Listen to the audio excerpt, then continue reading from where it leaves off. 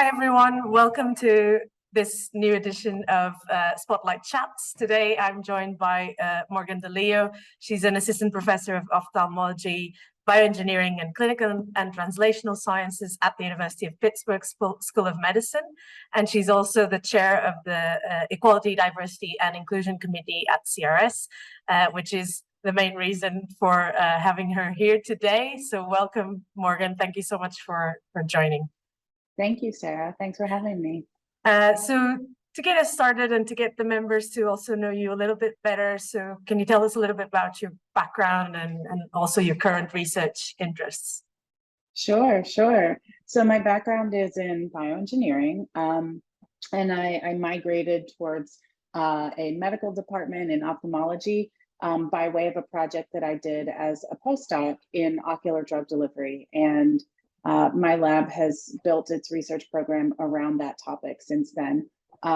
We work in many different areas of ocular drug delivery and biomaterials based solutions for vision restoration, vision care, some regenerative projects. Really, front of the eye, back of the eye, we don't really make a distinction there, which I think if you talk to people who work in ophthalmology, they'll tell you that that's very much an engineering approach. The more basic scientists choose one or the other, but I get to be agnostic in that sense, which is nice. So glaucoma, retina, all different areas. We have a lot of different research projects going on, but mainly focused on that ocular drug delivery aspect. That's great. It is a very big area in our field and very interesting. And I do agree that it is kind of a material/engineering background side to look at the solutions independently of the problem. Yes, where the definitely. problem comes from. So that's really nice. And in terms of the CRS, what got you involved with the society, and also what made you stay? Yeah, so the same project as a postdoc that got me into ocular drug delivery actually introduced me to CRS. I was a postdoc in Steve Little's lab and at the University of Pittsburgh. And that was how I became introduced to CRS. I think I maybe attended my first meeting as a postdoc and, just kind of taking it all in. And it was a different experience for me, unlike other conferences I've been to, meetings, and even the society level, the activity of the members and the involvement I thought was really unique. So then once I became junior faculty, I continued to attend meetings and tried my best to get more involved. And what led me to stay was, I would say, CRS is a smaller society, but yet on this large international scale. So you have all of these voices that I feel really have an opportunity to be heard in this smaller setting. A lot of the conferences I was attending early on in my career were massive. And that can be overwhelming. And it can also feel like, I just spent all this time surrounded by all of this science and all of these people. And what am I really taking away from it? Whereas at CRS, at the annual meeting, I would come back with a notebook filled with ideas and tips and contacts and things like that. And it was really exactly what I was looking for. So, I've really gotten a lot from that experience. And I would say now, being more involved with CRS has really led me to a deeper appreciation of the society because, I've gotten to know more people and I've gotten to see both sides of it, both from the participant and a little bit more of some slight leadership capacity. And I appreciate that. And so it's been rewarding. And also, the science is great. So that's if that wasn't there, then why would any of us bother? Sure. No, but it is a good point of view of what you take home after a meeting. I think it's really important, and I do feel the same about going home with a list of ideas. It's one of my favorite places to think is the CRS meeting. Which sounds a bit weird because it's so busy, but at the same time it's a busy one, that's for sure. It should send you home feeling like reinvigorated about what you're doing rather than feeling like drained, So that was a difference that I could tell immediately. And it's one that I still feel. I'm so happy that, meetings are back to being in person and all of that. It's really wonderful. Same, and definitely we had a really good time in Montreal this year, and I think it was fueled by that need to go back and to see people face to face and to have those impromptu conversations that you wouldn't have in an online meeting or throughout the year. And in terms of the committee, the Equality, Diversity and Inclusion, how did that come about? How did you take on this leadership role, and how are you finding it so far? So I think, I mean, this is a good question, and I have to kind of like reach back into the recesses of my memory to remember what exactly happened. I had been involved with the restart of the focus groups. So I was helping to run the ocular drug delivery focus group, and in that capacity I was able to kind of dip my toe into some of that more leadership side of CRS and get to make some decisions about, you know, planning sessions and really start to feel a little bit more like I could have a say in the direction of some of the society goings on. And then it was around the time that I was winding down my appointment as the chair of the focus group that someone approached me. I'm not even sure. I mean, honestly, it probably went through Steve, you know, as a former mentor of mine, and current mentor, really. You know, he helped kind of navigate me through that process and really trusted me with some additional leadership roles. And so I'm thankful for that. But whatever the inception was, it was presented to me as just kind of an opportunity to figure out what it might be. And in the very early days, I think it was like, you know, a couple of us just on different calls and meetings and trying to figure out like, what is this? What are we going to do? And then little by little, we generated some momentum. We formed a committee, which I think was the turning point. You know, there's only so much that you can do by yourself, and having those additional voices in the room, I think, was so helpful. So bringing in a committee of people that were really motivated, and then just kind of chipping away at like, what are our goals? What are the tasks? So that was how it all got started. It may have started with just me in that role, but I can assure you nothing got done until other people were involved. I think it's a committee that by nature also requires a lot of conversations and a lot of discussions and talks. So it's natural that you need that kind of gathering around the table virtually. Absolutely. Yeah. I mean, really, I think there's some kind of like formal language around committee makeup, but the truth is we're always recruiting new members for the committee, because I see it as like no limit to the number of voices that could participate and really add value to this committee. So, you know, if every single member of CRS was a member of the ED&I committee, great. I think we're hitting the target then. To be honest, when I was the part of the Young Scientist Committee, that was also kind of our approach. All young scientists in CRS are members. We just need an executive team to make decisions and put things forward, but then the voices belong to everyone, and definitely we want to hear everyone, which is actually kind of also, I feel, the purpose of the ED&I committee, is to get everyone involved. Yes, there's a lot of synergy with some of the other groups in CRS, you know, Women in Science, Young Scientists, even the local chapters, you know, across the world. Like, we have pulled insight and expertise from those groups for ED&I, absolutely, and continue to do so. And synergizing with them, I think, is an area where there's great potential for ED&I. Yeah, because we need to be. It's the magic and the peril of an international society is the magic is that you get that representation from people all over the world, but the peril is that you center on the majority of your members, and you don't hear those voices of people who may have completely different experiences of being a member and experiences of the science and of the communication. So it's really important, I think.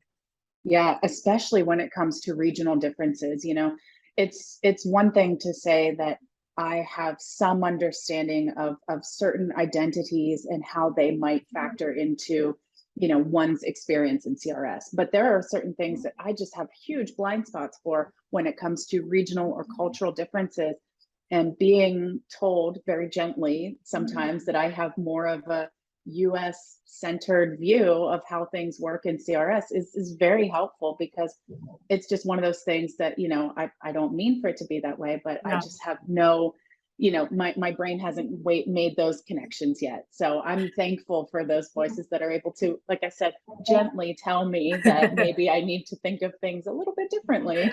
But it's true. I think the biggest danger is our blind spots, is the things that we don't know that we didn't know.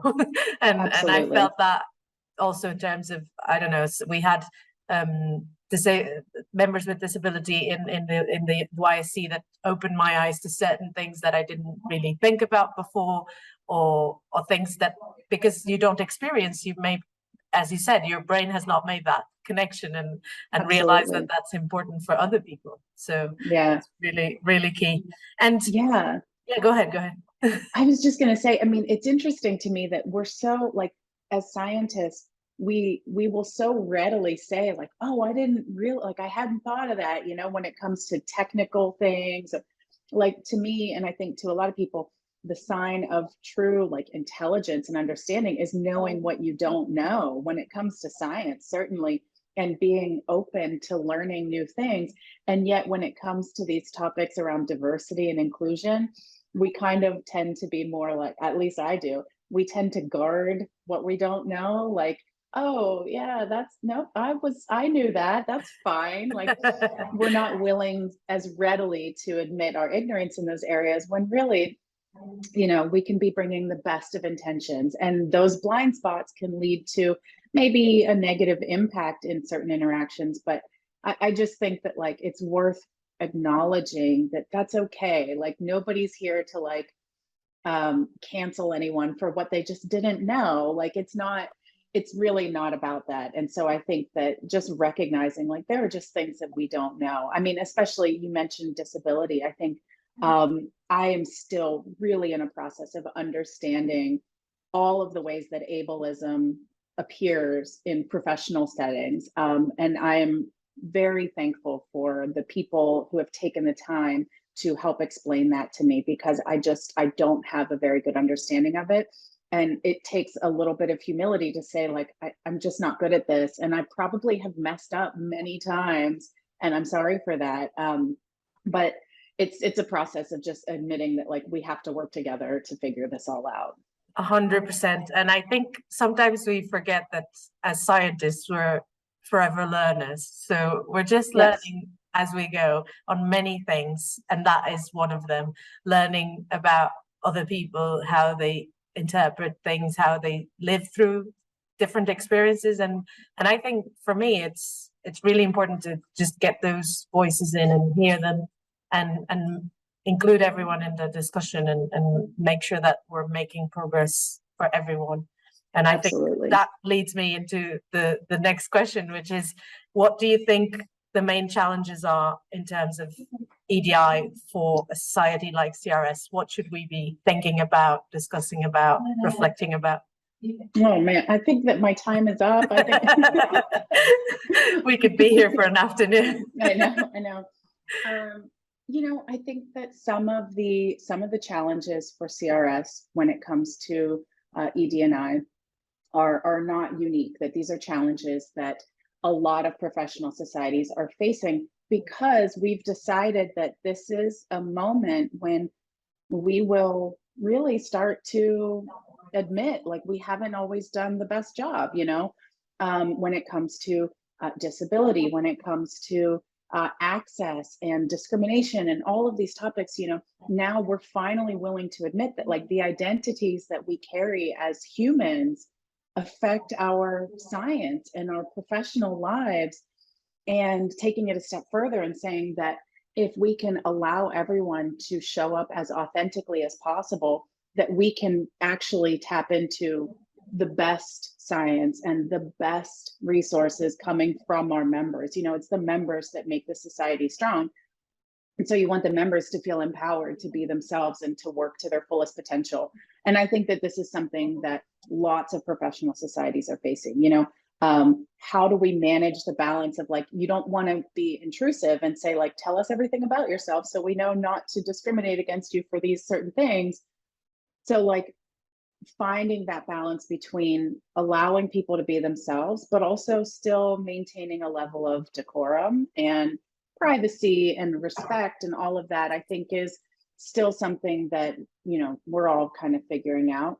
But I think that like the immediate, like low hanging fruit is exactly what we're doing right now, which is just talking about it, just saying like, it's okay in a professional setting to talk about identity, to talk about the things that make you who you are, because like ignoring that is to ignore the unique contribution that you bring to your work and to the society. And so I just think that really beginning a conversation in an open way where we say that like these topics are not off the table for discussion, it's okay. And we're going to find as a society a safe way and a respectful way to do this work and to have this conversation. I think that's where we are right now. And I think that I'm feeling very encouraged by those conversations that are happening. I think that where that leads is the next challenge that we'll be facing, which in a sense is more challenging for a society like CRS, because I think the expectations for a smaller, closer knit society are higher.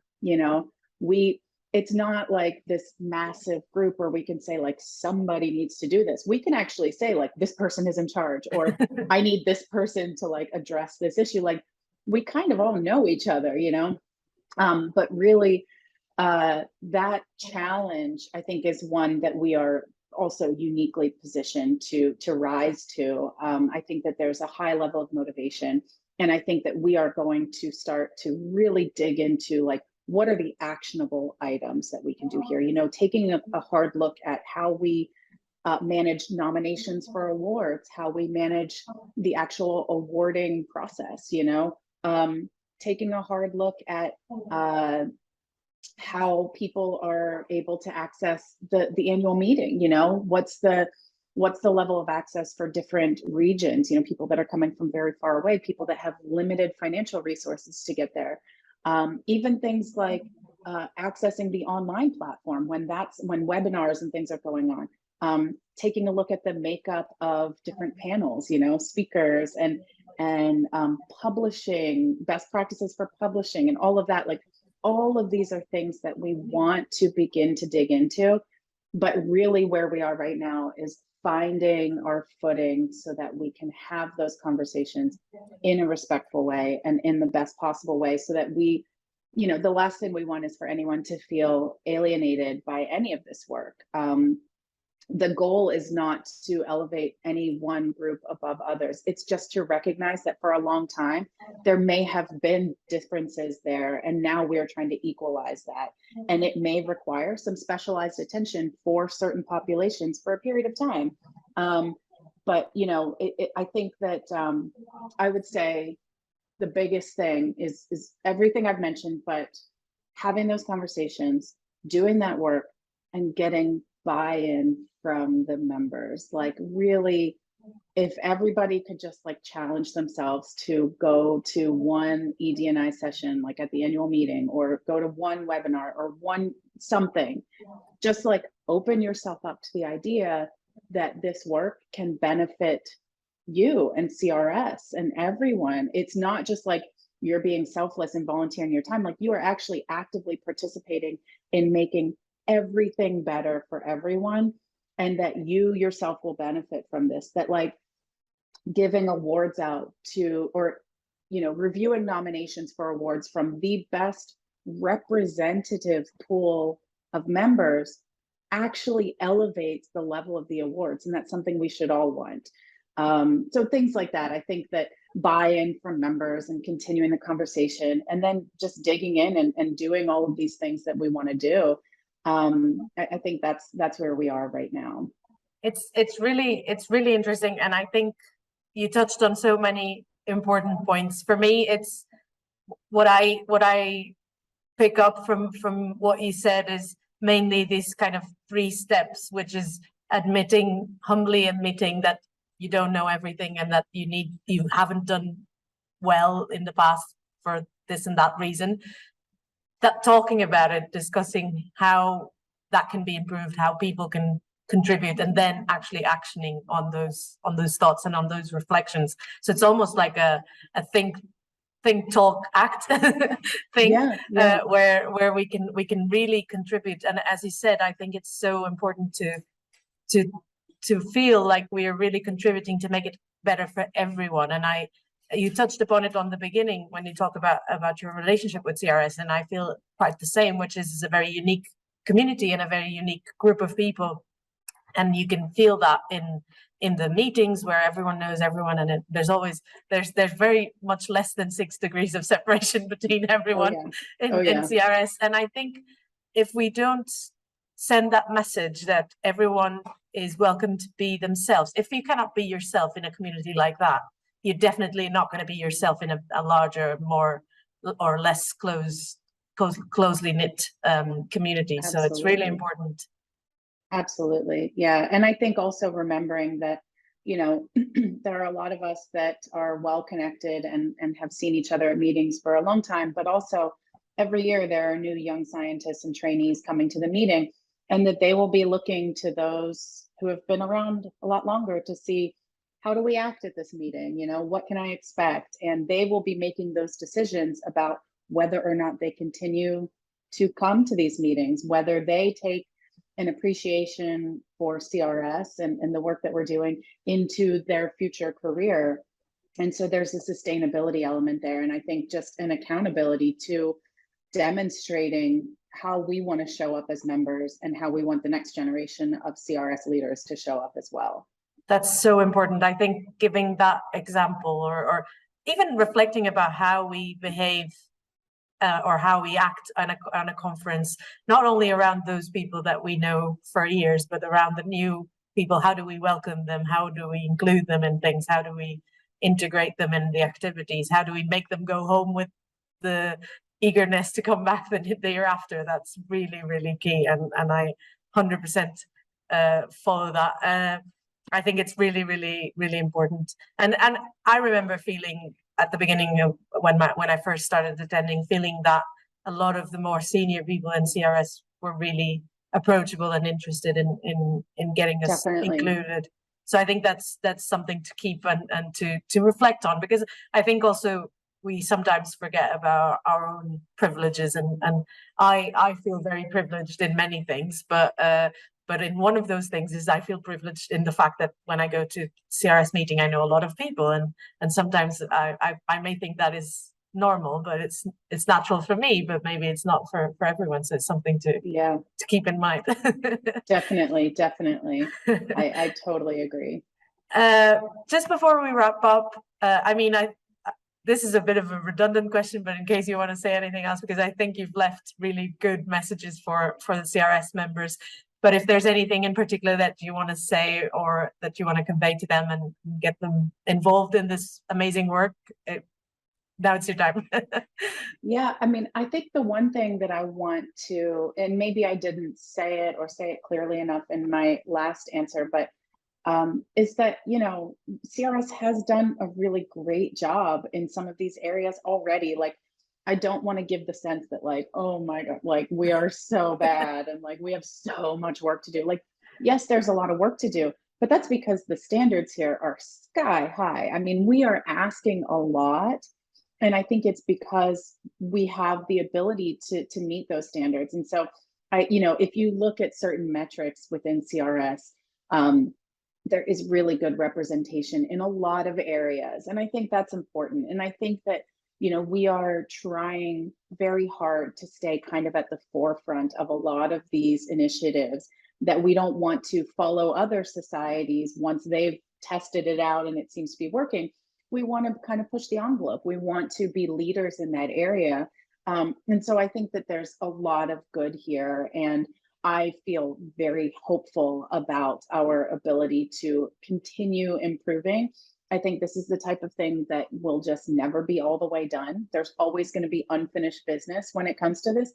And that's how it should be, And so I don't want it to be all doom and gloom. Oh no. I think that there's a lot of optimism here. And really, I think that when you look at the hard work that the committee has been doing, I don't think they would be doing it as as well as they are and as enthusiastically as they are if there wasn't a lot of optimism and already a lot of, feeling of like this is kind of catching on, that this is working. So yeah, I think that I don't want it to sound, and also that like it can be fun and interesting. We had a session at the annual meeting on ED&I, which was not at all related to science. And I mean, I think it was really fun.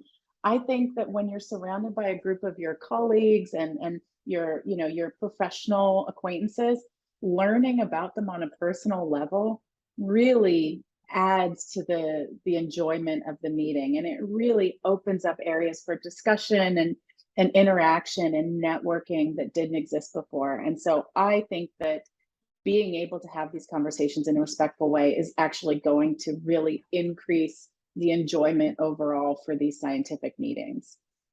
No, I agree, and I think it's a great message. I also think it's important to leave on a positive note. Definitely, there's a lot that is already being done, and a lot of these reflections are already being acted on. I think even if only at individual levels, people thinking more about their own actions and their own behaviors, and thinking more about who can I nominate for an award, who can I look into for as a speaker. So I think it's as you said, an unfinished business forever, but it's good to be at the forefront. It's good to be not waiting for other people to change, but starting to change ourselves. And it's been really lovely to talk to you, Morgan, about these topics. Same. I'm sure we could have stayed here for hours.